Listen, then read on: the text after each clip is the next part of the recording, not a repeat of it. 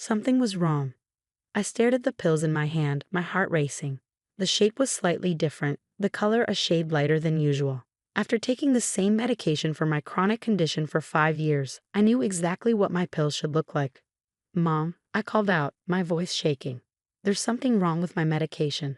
My mother appeared in the doorway of my bathroom, her expression already set in that familiar mix of irritation and dismissal. Behind her, my sister Sarah lingered, a strange look flickering across her face. "Emma, not this again," Mom sighed, running her fingers through her perfectly styled hair.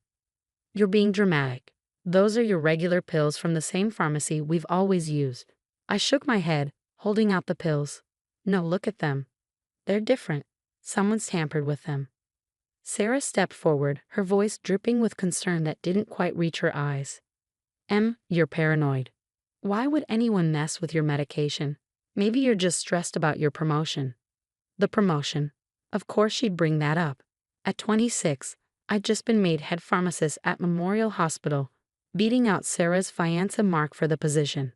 The tension had been thick ever since, with Sarah making snide comments about family loyalty and how I should have stepped aside. "I know my medication," I insisted, placing the pills carefully in a small plastic bag. "I'm getting these tested." "Enough," Mom snapped. "Your sister is right. You're letting work stress make you paranoid. Sarah would never hurt you. She's your sister, for heaven's sake." Sarah's face was a perfect mask of her innocence. "I can't believe you'd even think that, Emma, after everything I've done for you during your illness." Everything she'd done. I wanted to laugh. Sarah had turned my chronic condition into her own personal martyrdom story, constantly telling people how hard it was to have a sick sister, how she had to sacrifice so much to help care for me. The truth? She'd never once attended my doctor's appointments, never picked up my prescriptions, never sat with me through the bad days. But our parents saw what they wanted to see. Perfect Sarah, the devoted sister, the selfless daughter.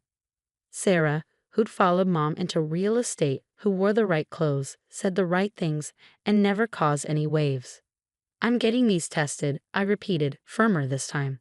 "And I'm checking the pharmacy's security footage." Security footage? Sarah's voice raised an octave. "Why are you being like this?" Mom threw her hands up in exasperation. "That's it. Emma, you need to see your therapist again. This paranoia isn't healthy. Sarah loves you. She would never." "Never what, Mom?" I cut in. "Never mess with my medication. Never risk my health." Just like she never spread rumors about Mark's inappropriate behavior when he turned her down in college. Just like she never accidentally deleted my college acceptance emails because she was afraid I'd get into better schools than her. Sarah's face darkened. "You're still holding on to those lies. Mom, see how she twists everything." I grabbed my car keys, the bag with the suspicious pills secure in my pocket. "I'm going to the pharmacy, and this time your perfect daughter act isn't going to work." Emma Marie Parker. Mom's voice followed me down the hallway. "Don't you dare cause drama in this family. Your sister." "My sister," I called back, "isn't as innocent as you think." The drive to Valley Grove Pharmacy was tense, my hands gripping the steering wheel too tightly. I'd worked there part-time during pharmacy school before landing the hospital position. The head pharmacist, Joe, had become a mentor and friend. As I pulled into the parking lot, my phone buzzed with texts from Sarah. "You're being hysterical. Mom's really upset. Why do you always have to make everything about you? Mark says you're just jealous of our happiness." I silenced my phone and walked into the pharmacy, the familiar bell chiming above the door. Joe looked up from behind the counter, his friendly smile fading as he saw my expression. "Emma, what's wrong?" I placed the bag with the pills on the counter. "Joe, I need to see the security footage from my last prescription pickup. And I need these tested." He frowned, examining the pills. "These aren't what we dispense. The shape is wrong." And he looked closer. "Emma, these aren't even the right medication. They look like common supplements, just pressed to similar size." My hands started shaking. Someone's been switching my medication, and I think I know who. Joe's expression hardened. "Let me pull up the footage. When was your last pickup?" 3 days ago. Sarah insisted on getting it from me since she was in the area. The security footage would prove everything. But as Joe pulled up the video, neither of us was prepared for what we would see, or how it would shatter my family's perfect facade forever.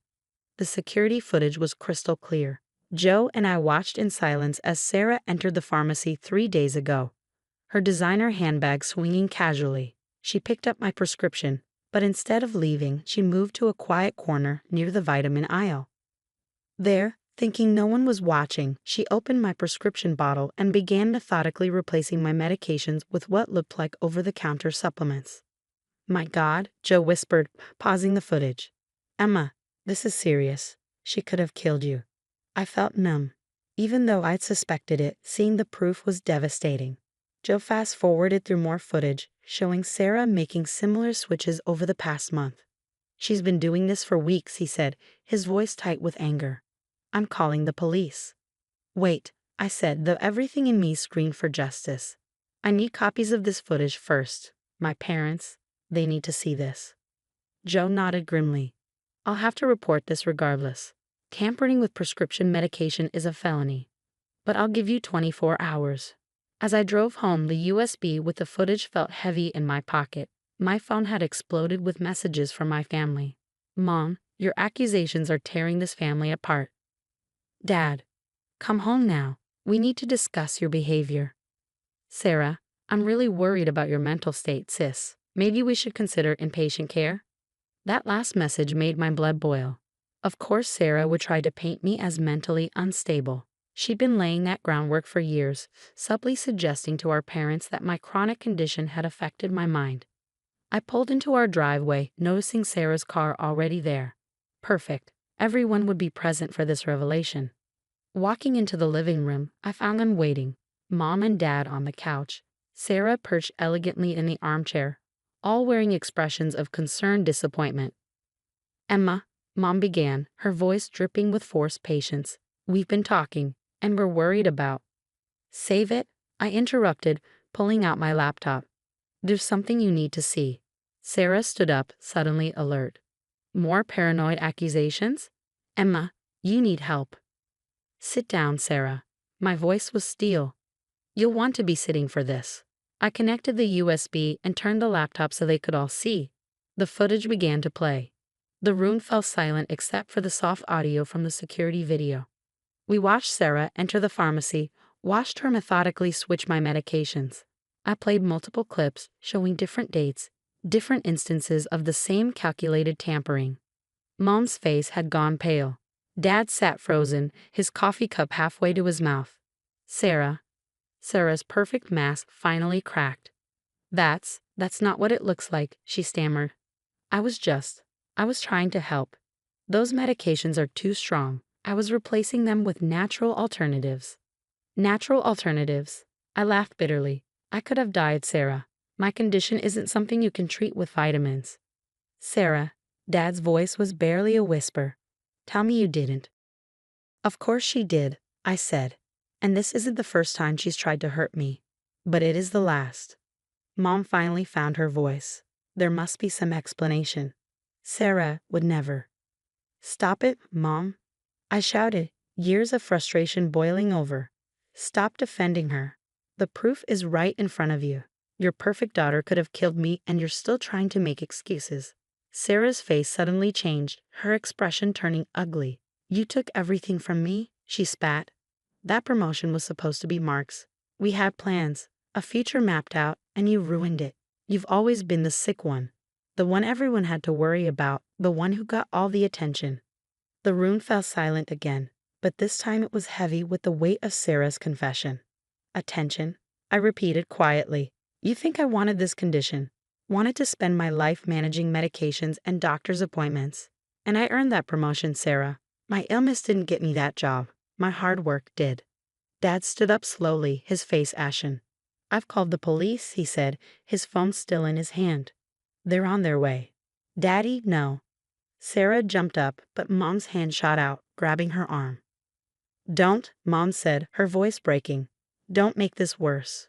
For the first time in my life, I saw my sister's perfect facade completely crumble. As we waited for the police to arrive, I watched my family's carefully constructed image of normalcy shatter into a million pieces. But beneath the pain and betrayal, I felt something else, relief. Finally, the truth was out. The sound of sirens grew closer, and Sarah began to cry. Real tears this time, not the calculated ones she usually used to get her way. But as I watched her mascara run, I felt no satisfaction, no triumph. Only a deep, aching sadness for what could have been, and what was now irreparably broken. The weeks following Sarah's arrest were a blur of police statements, legal meetings, and family tension. The story made local headlines. Pharmacist discovers sister's medication tampering plot. Sarah's perfect reputation crumbled as more truths came to light. During the investigation, other disturbing facts emerged. The police found a diary in Sarah's apartment detailing her resentment towards me, plans to sabotage my career, and even notes about researching my medication's interactions. Mark, her fiancé, came forward with text messages showing she planned to blame him for the tampering if caught. I had no idea she was capable of this, Mark told the investigators, looking shaken. She kept saying Emma didn't deserve the promotion. But this is insane. My parents struggled to cope with the reality of who their perfect daughter really was. Mom spent days in bed, emerging only to attend Sarah's court appearances. Dad threw himself into work, unable to face the truth of how his favoritism had contributed to this nightmare. One evening, about a month after Sarah's arrest, Mom came to my apartment. She looked older, the perfect makeup and styled hair replaced by dark circles and gray roots. "I found these," she said, placing a box on my coffee table. "Your old medical journals, the ones where you documented your symptoms." I never read them before. I remained silent, watching as she opened one of the notebooks. "You wrote about days when Sarah told everyone you were faking sick to get attention. Days when you could barely stand, and her voice broke, I believed her over you." "You always believed her over me," I said quietly. Mom wiped her eyes. "I was so invested in the idea of having a perfect daughter that I couldn't see what she really was, or what I was doing to you." She pulled out another item from her bag, a newspaper clipping about my promotion to head pharmacist. "This should have been on our fridge, not just another thing we dismissed. I'm so sorry, Emma."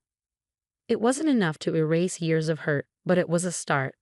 The trial was brief but intense. Sarah pleaded guilty to medication tampering charges, faced with overwhelming evidence.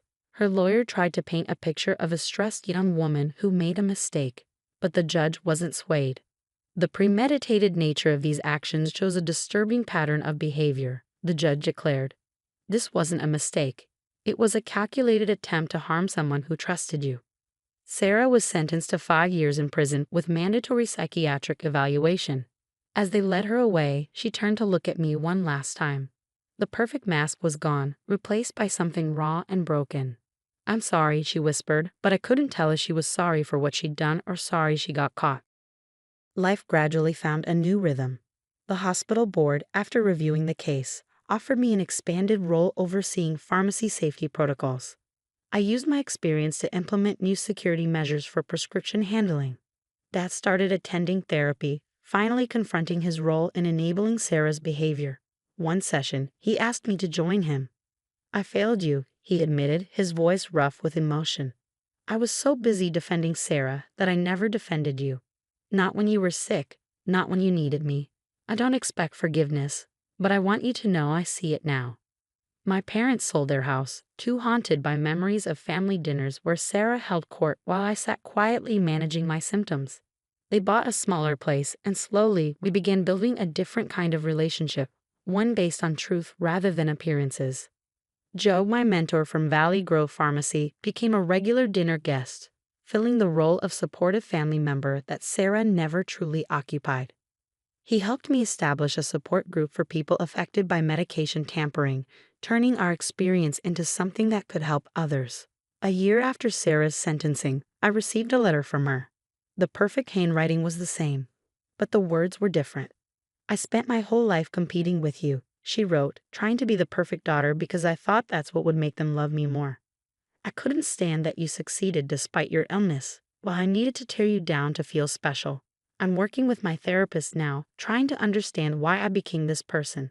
I don't expect forgiveness, but I want you to know I finally see the truth. You were never my competition. You were just my sister, and I destroyed that." I filed the letter away, not ready to respond but acknowledging the small step it represented. My condition still required daily medication. But now I filled my prescriptions at the hospital pharmacy where I worked, surrounded by colleagues who knew my story and watched out for me. Sometimes during quiet moments, I looked at old family photos and mourned for what our family could have been. But then I'd look at my life now, built on truth, strength, and genuine relationships, and realize that sometimes broken things, when rebuilt, become stronger at the mended places. My sister's betrayal had shattered our family's perfect facade, but from those pieces, we were building something real, something that could last. And that was worth more than perfection ever could be.